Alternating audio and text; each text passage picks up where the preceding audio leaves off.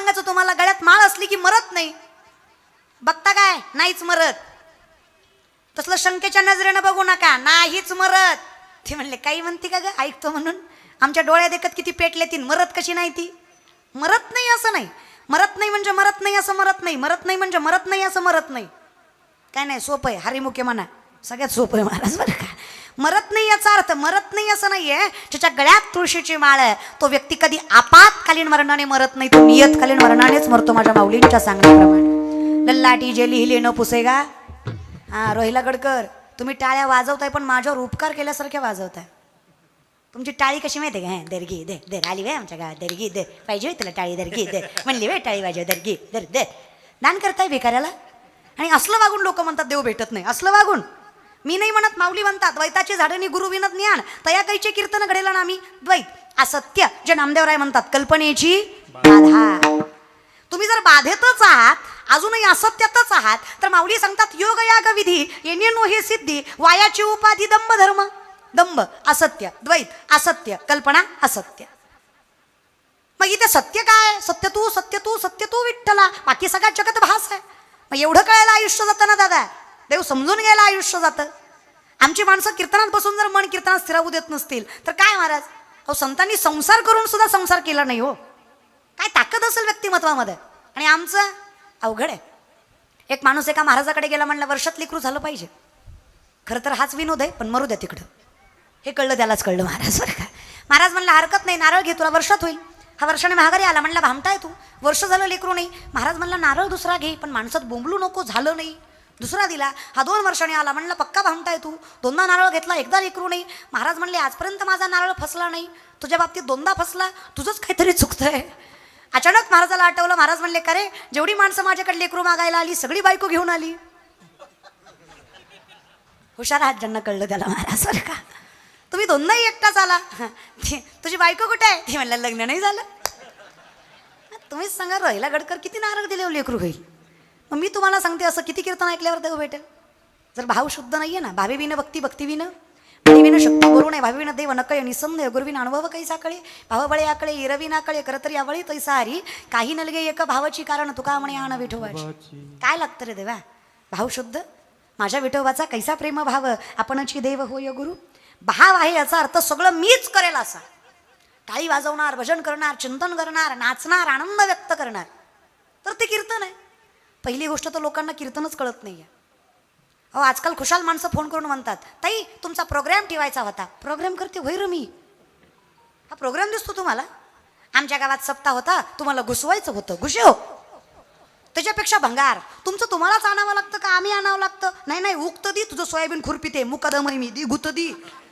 काय बोलतील लोक. त्याच्यापेक्षा विचित्र, तुमची सुपारी किती, तुला उकळात घालून मुसळातनं काढलं पाहिजे. अहो किती द्याल.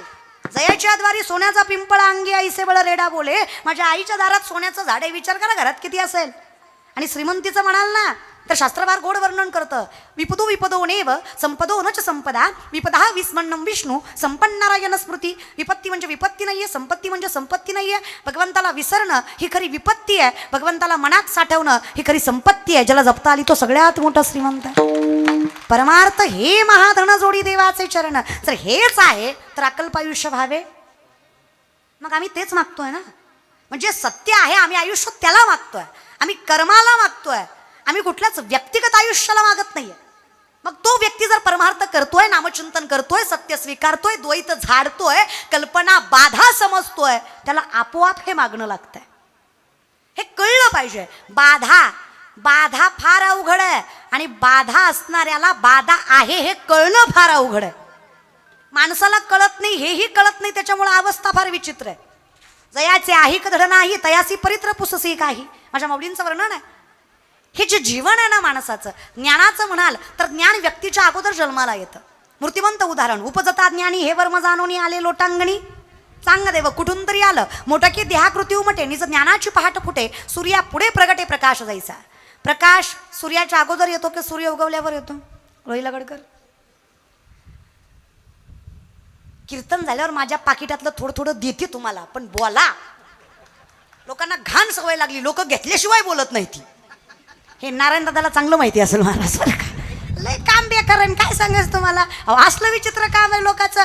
लय म्हणजे इतकं विचित्र काम. अहो काय बोलावं लोकांना. लोक फार लोकांना नावं ठेवतात पण विचार आपला करत नाही दादा. हां काही नाही, कागद आहे त्यानं तुम्हाला काही होणार नाही. दगड आहे का लागला का बाजूला काढून ठेवा. ते विठ्ठला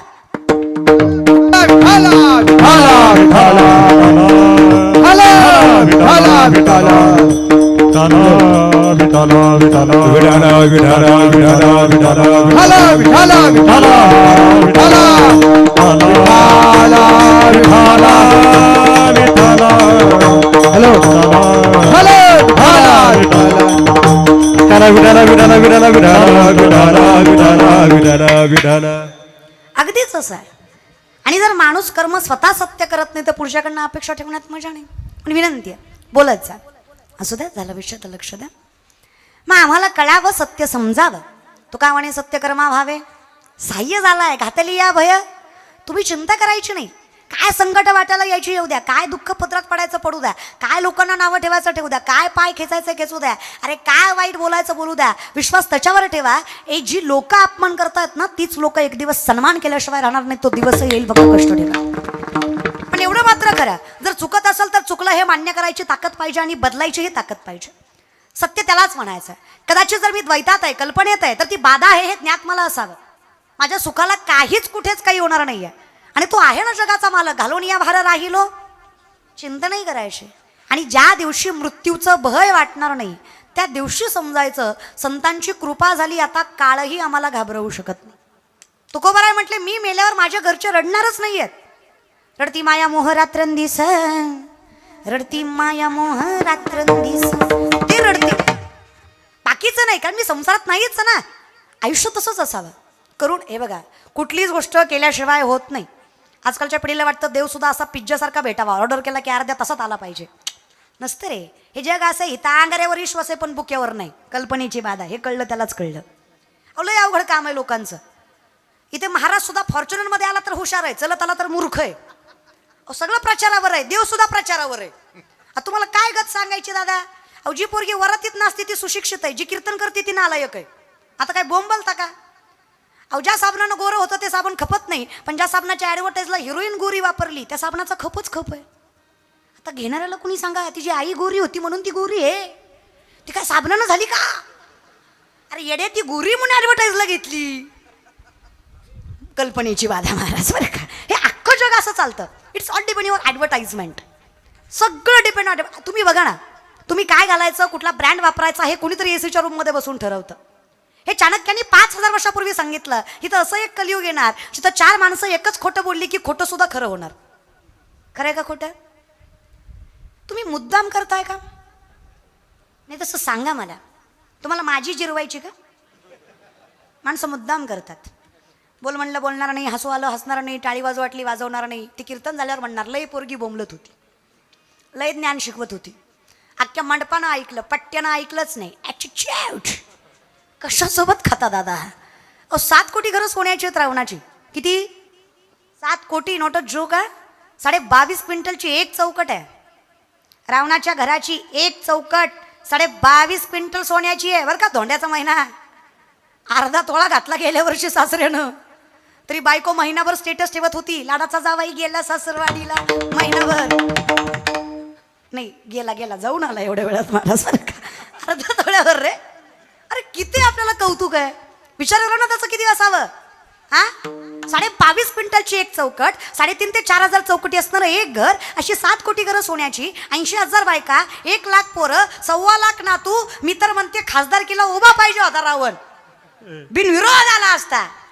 नग नग कधी कधी घरातली बी फुटते ती. मी रामायण सांगते महाराज बरं का. तुम्ही फक्त रामायणाकडेच विषय द्या दुसरीकडे कुठं जाऊ नका. रामायण आहे आपलं. अहो सक्का होता विभीषण नव्हता रावणाच्या सोबत विनाश झाला त्याचा. सक्का भाऊ होता विभीषण नव्हता सोबत रावणाच्या विनाश झाला त्याचा. सावत्र होता रामाचा लक्ष्मण पण सोबत होता रामाच्या. अरे विजय झाल्याशिवाय राहिलं नाही. रक्ताची ताकद असते रे विषय. आता दुसरा अनुषंग आहे. शेवटी तो देव आहे हे राक्षस आहे. पण कसं आहे ना मला असं वाटतं कोणी कसं का असं ना पण घरच्या माणसाने साथ सोडू नये. शेवटी घरची आहेत ना ती या विषयाकडे. मग काय आम्हाला सत्य असत्य कळावं, आम्हाला खरं खोटं कळावं. हे खरं खोटं कळण्यासाठी आम्हाला एक पर्याय आहे.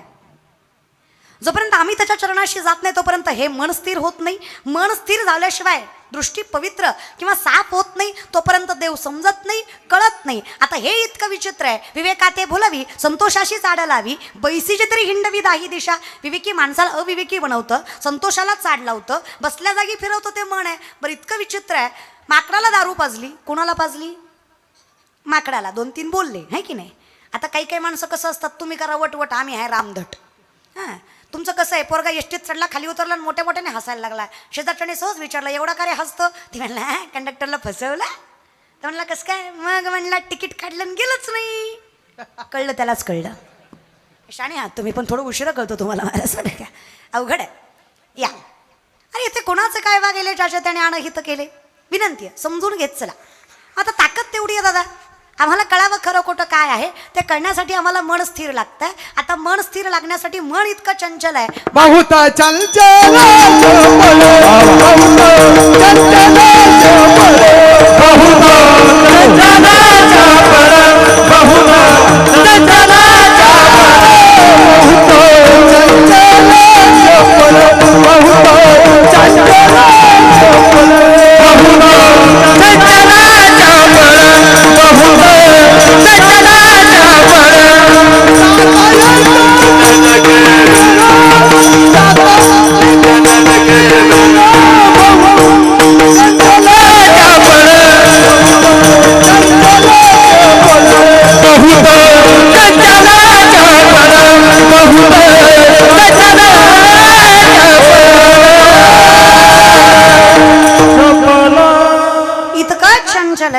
चंचल आहे. चंचल तसे 10 प्रकार. मनोमत करो मेघो माननी मदनो मरुत मा मदो मरकुटो मत्स्मकार दशु चंचल.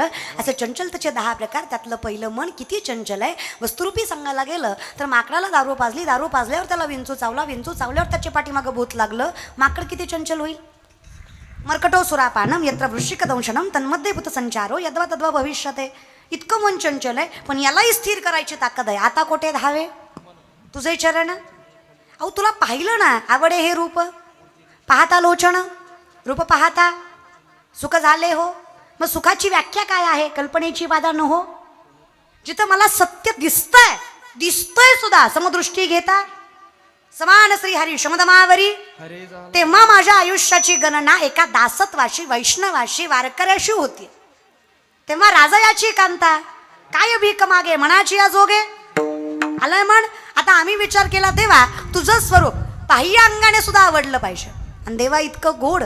शंकराचार्य वर्णन करतात, अधरम मैथुरम वातणम मैथुरम नयनम मैथुरम हसितम मैथुरम हृदयम मैथुरम गमनम मैथुरम हृदयम मैथुरम गमनम मैथुरम मधुराधिपति अखिलम मैथुरम अधरम मैथुरम वत्तनम मैथुरम नयनम मैथुरम हसितम मैथुरम अधरम मैथुरम वत्तनम मैथुरम नयनम मैथुरम हसितम मधुरम.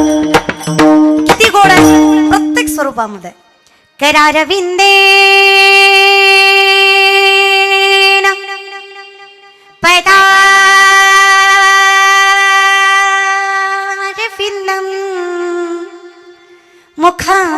मुखारविंदेन विनिवेशयन्तं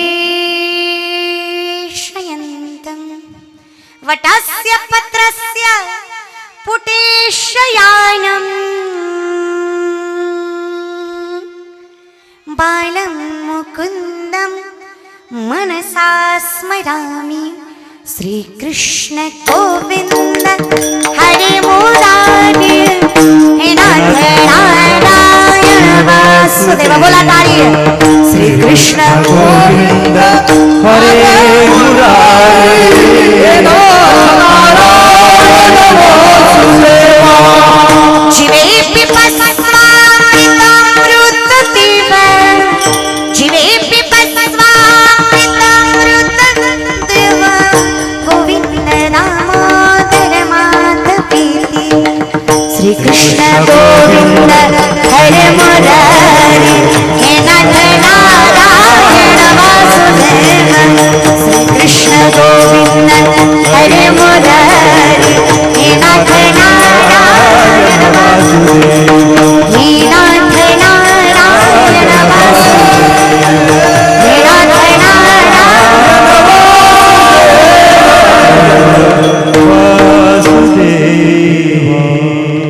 अखंड आयुष्य ज्याचं देवाच्या प्रत्येक स्मरणात गेलंय त्याला काय दुःखाची बाधा लागणार आहे, त्याला काय कल्पना शिवू शकणार आहे? तो सत्याचाच आहे ना, पण त्याच्या इतका गोड कोण आहे मला सांगा? फार सुंदर काव्य आहे बघा. काली काली आले का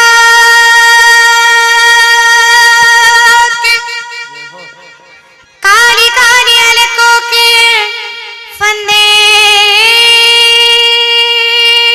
क्यों डाले हमें जिंदा रहने दे मुर्गी पाले हमें जिंदा रहने दे मुर्गी पाले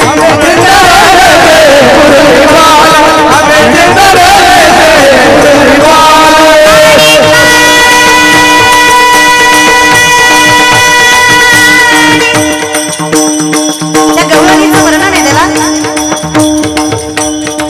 ते पिवळं पितांबर, ते डोक्याला मोरपीस, ते सावळं स्वरूप, तो चंदनाचा टिळा, ती वैजयंती तुळशी माळ गळा.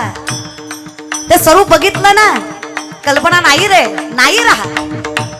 तुझ्या नामचिंतनाचा, तुझ्या रूपाचा ज्यावेळेस गोडवा कळतो ना, तेव्हा आयुष्य सुख स्वरूप होतं. आनंदाचे डोही आनंद तरंग आनंदाची अंग आनंद.